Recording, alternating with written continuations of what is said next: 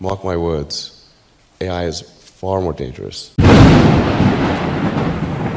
2029 সালে ভারতের প্রধানমন্ত্রী কে হবেন? গ্রোক 3 ইলন মাস্কের গ্রোক এআই কে নিয়ে কেন এত মাথা ব্যথা মোদী সরকারের? গ্রোক 3 চ্যাটবট গ্রোকের আরেকটি বিশেষত্ব হলো এর ভয়েস ফিচার। কৃত্রিম কণ্ঠে প্রম নয়, এই চ্যাটবট মানুষের মতো চিৎকার গালিগালাজ করতে পারে। আবারও আপনি বললে সেক্সি কণ্ঠে কথাও বলতে পারে। চাইলেই যে কারোর পার্সোনালিটি বা ব্যক্তিত্বকে হুবহু নকল করে নিচ্ছে এই চ্যাটবট।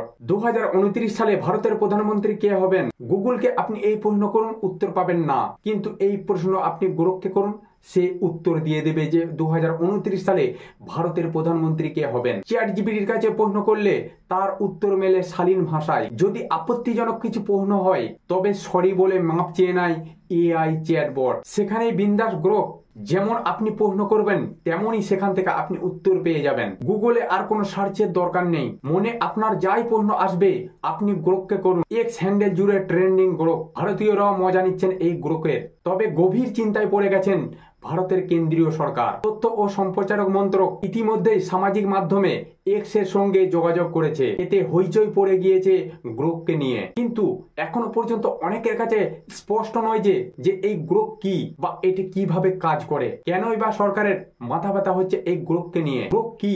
সম্প্রতি বিশ্বের সবথেকে ধনী ব্যক্তি ইলন মাস্ক এক্স টুইটারের নতুন নাম ব্যবহারকারীদের পরামর্শ দিয়েছিলেন গ্রোক ব্যবহার করার। এটি আসলে হলো আর্টিফিশিয়াল ইন্টেলিজেন্স চ্যাটবট। এখানে আপনি যে প্রশ্নই করবেন সমস্ত প্রশ্নের উত্তর আপনি পেয়ে যাবেন। কারণ ভারত সরকারের মাথা ব্যথার একটাই কারণ, সেখানে যা প্রশ্ন করা হচ্ছে সমস্ত কিছু প্রশ্ন নরেন্দ্র মোদী থেকে আরম্ভ করে অমিত শাহ থেকে আরম্ভ করে সমস্ত সঠিক প্রশ্নের উত্তর সেখানে পেয়ে যাচ্ছে সাধারণ জনগণ। সেই সত্যটা জনগণ যাতে না জানে সেই জন্যই ভারত সরকার চেষ্টা করছে এই গ্রোককে ভারতবর্ষে ব্যান করার জন্য। এখন ইতিমধ্যেই যুদ্ধ শুরু হয়েছে ইলন মাস্কের সঙ্গে ভারত সরকারের। আদৌ কি এই যুদ্ধ টিকবে? তো নিশ্চয়ই আপনারা বুঝতে পারলেন যে এই গ্রোক কি, এই গ্রোককে আপনারা কিভাবে ব্যবহার করবেন।